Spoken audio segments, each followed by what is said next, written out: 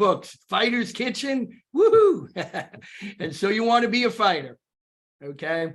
But it is, in my opinion, and from a sports science perspective, now taking into consideration biomechanics, bioenergetics, damage, trauma, cognitive processing, distance, proximity, speed. Skills. It is my opinion that when you get to the best in the world, and boxing is the hardest sport in the world. It's the hardest sport in the world. That is my opinion. Wrestlers get mad at me. I have great admiration for wrestlers, and I think they're right there. Yep. Great. But everyone, listen, I've been hit I'm a layman, but I've been hit enough to know what one human can do to another. And when you've been hit like Chris, breaking the orbital, round one, you got to fight 11 rounds with one eye. And somebody looking to do, I'll close it on this and let Chris speak and you guys take it over. In every sport, you get a warning, right? A penalty, or thrown out of a game if you hit someone in the head. True. In boxing, it is the repetitive objective to do that. And there's a reason why the others are penalized, because it changes the nature of the sport, or could permanently damage the athlete, or at least temporarily damage them throughout the course of the competition. And that is part of the reason why, of many, I say boxing's the world's toughest sport. That's a compelling argument, Dr. Yeah, and as Chris knows, that's only a fraction of my argument, but I'm going to let you guys take over. Yeah, Chris, well, the thing is, Chris, you did boxing and kickboxing and wrestling. Yeah, one would think adding the kicking part would make it more difficult, but what do you think? I don't. It's a very different sport. First of all, it's much shorter in duration. So they're 2-minute rounds, and some world title fights in kickboxing, depending on what the style is. If it's like Muay Thai, a 5-round fight, or a 10-round fight. So you got 10-2s for a world American style kickboxing matchup. K1 is 5 rounds, 3 rounds usually. Muay Thai is 3 rounds or 5 rounds if it's a title fight. So it's a much shorter contest. Granted, there's more skill. There's different skill acquisitions. You got to be able to kick. There's different metabolic capacity due to that. There's different strength conditioning. There's different conditioning for your shins and your forearms, because you're getting hit with bones. You're getting kicked. But I do believe that, and similar to what my argument with MMA is, it's jack of all trades, master of none, because you have to water down all of the other techniques and all the other styles in order to be good at all of them. So boxing, and that's the reason I went from kickboxing to boxing and not the other way around. I said I wanted to take weapons away so I could master these and focus on really fine tuning these. I only have so much time. I'm a human being. I'm going to be useless as a fighter in my 40s or mid 40s, so I only have 20 years to master something. And for me, I was like, well, I got 2 weapons instead of 4 or instead of 8. So let me focus on the 2, and I can get them as good as I can in the short amount of time that I have left. And that worked out. And it also made me realize the nuances of boxing and how specific and precise everything is in terms of the striking. And anyone who's done both kickboxing and boxing, I've talked to many super high level kickboxers, and they're like, my God, the defense in the boxing is so difficult. Guys are so precise and they punch so hard. They would think that, kickboxers they're going to hit harder. Yeah, they're going to kick hard, but the punches are so fine and so precise and so powerful. You see some pretty gnarly knockouts in boxing with guys that don't look like they're throwing that hard. It's not like a big swinging kick. It's a guy turn his hip and cracking you, and someone goes to sleep. So it's very different in terms of that. But the fact that a championship boxing contest is 12 3-minute rounds metabolically doesn't even make sense. And I know this is a very inside boxing or inside baseball, inside boxing, and I think we spoke about this too. You're not allowed anything but water in the corner and everything leading up to it. So from the standpoint of sports science, it's stupid and antiquated. We all know that. Not having any kind of sugar or any kind of anything that you can metabolically use for fuel during that time is very, very dumb, especially because it's such an explosive sport. So you've got 12 3-minute rounds of being explosive. and you're only allowed water. So there's no exogenous carbohydrate for energy. There's no exogenous energy source at all. You can't have too much caffeine because you're going to fail the post-fight drug test. So it is as raw and naked as it can be. And that's a long time to be fighting a professional killer. Right, because you've got 3 rounds, the 1 minute rest where you're not, that flies by. So you're talking about 45 minute span to 47 minutes of intense activity. 36 minutes of action, and then you've got, exactly. 36 minutes of action, which at the highest, I mean, it is full blown sprinting. You're sprinting for 3 minutes. Your heart rate is in the 90 plus percentile the entire time. I've shown you some data of my sparring. Like, you're hitting, as high a heart rate as you can, as your body can muster over and over and over again every round. And you're doing that 12 times.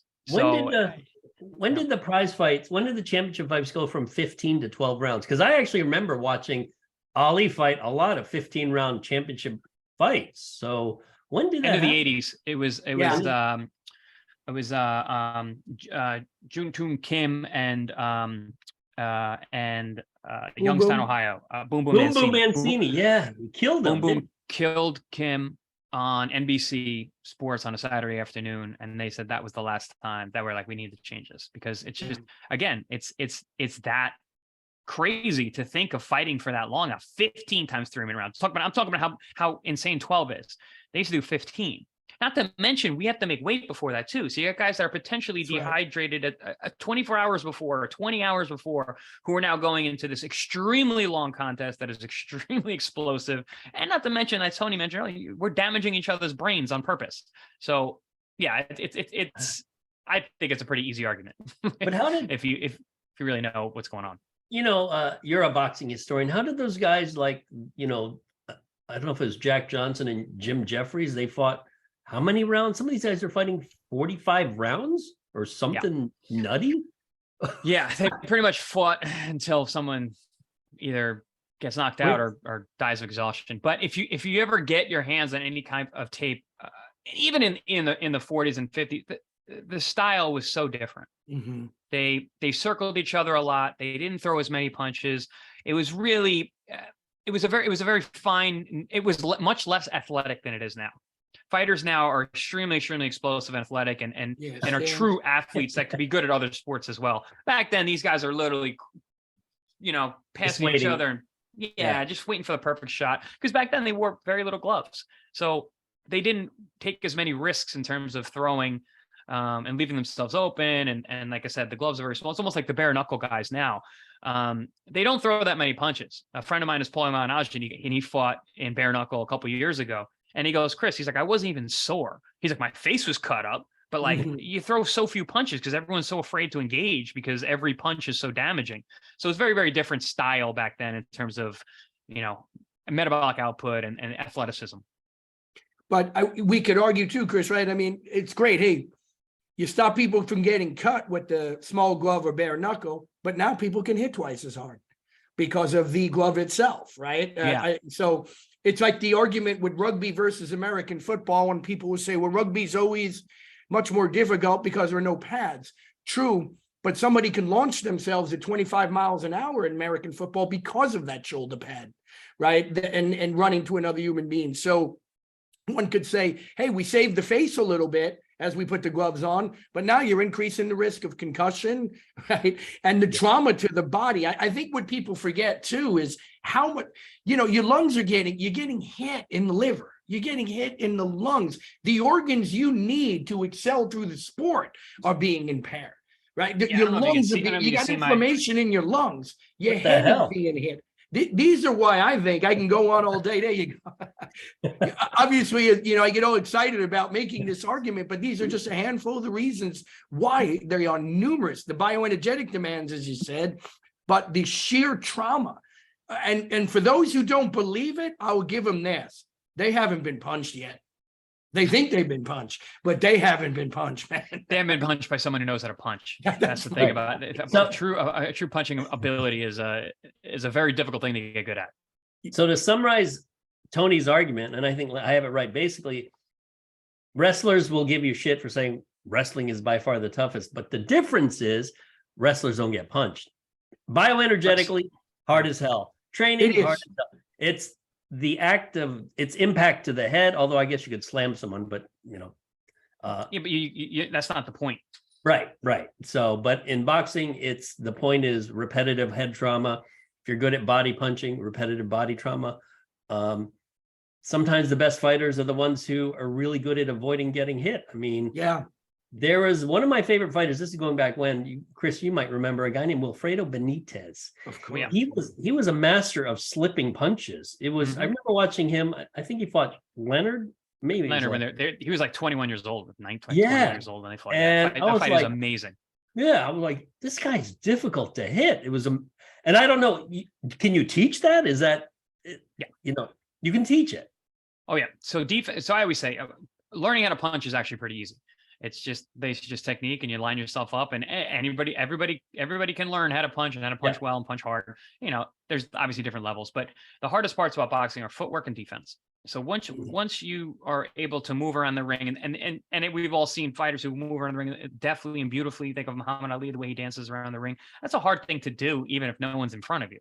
And he had that. It's a very difficult thing to learn the nuances of range and distance, and how to know when you're in a safe position and when you're not.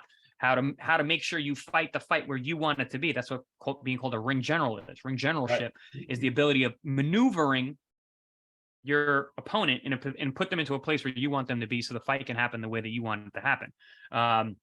So yeah, the footwork and the defense, forget it. People talk about, hitting a fastball is the hardest thing in the world. I know Tony brings this all the time. So yeah, well, how about the guy throws a fastball from this far away? Yeah. Now, how do I? And you got to make that miss. You got to anticipate. You got to react.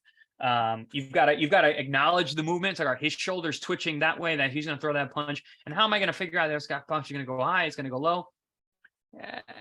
I'd like to say I can give you the answer, and I can, but it'd be a little bit. It wouldn't really make sense for me to talk to you. But yeah, there are little tells you can tell that you know where to block the punch or try and get out of the way, and where your head needs to be in order to. But these are part of the skill acquisitions that you need in order to be good at that. And that's why when you ask, like, can you teach that? Yes, a lot of it is reaction. Speed matters, being able to react and move quick. Some people just aren't that fast. Some people aren't that explosive. So you can teach certain aspects, but talent always matters. This is still a sport. And it's still, it's not sprinting, but it's a sport. Although when you watch really the guys that are good at slipping punches, we're talking, they move just this much. It's like the glove brushes them, and to the untrained eye, it's like, well, it looks like he got hit. It's like, no, the glove is just brushing by them. I don't know how you can teach that.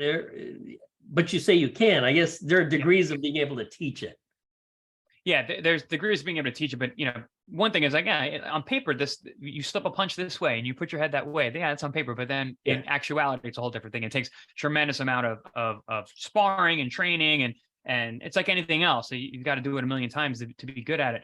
The best defensive fighters in the world make you miss by a hair. The closer you miss, the better. The closer I am to being able to counter you. If I make a big move and the punch goes way over here and make you miss by a mile, guess what? I'm a mile away. I can't damage you. And that's what a true defensive fighter is good at. I make you miss and I make you pay. Shoot, make a miss, and I'm still in position to hit you with my power shot. And that's the true beauty of what the sweet science is all about. Yeah, the nuances, millimeters, just. I have the fortune of once in a while working with Chris, and of course, I'm at, beginner, but nevertheless, the smallest nuances that he'll bring up to me are the difference between you potentially knocking someone out or taking it right on the chin. And it's a question of millimeters. And that's another thing, right? Guys can throw punches. I don't know, the fastest recorded punches, maybe about 32 miles an hour. Of course, they slow down in the ring. You got the inhibition of worrying about getting hit again, the range. But somebody's throwing a punch at 25 miles an hour from 18 inches away. That's pretty difficult to slip.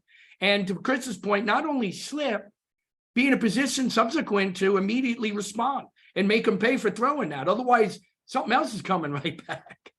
Yeah, absolutely. I mean, it's not just about just making a miss. It's about what's coming next. I mean, that's another difference between boxing and kickboxing.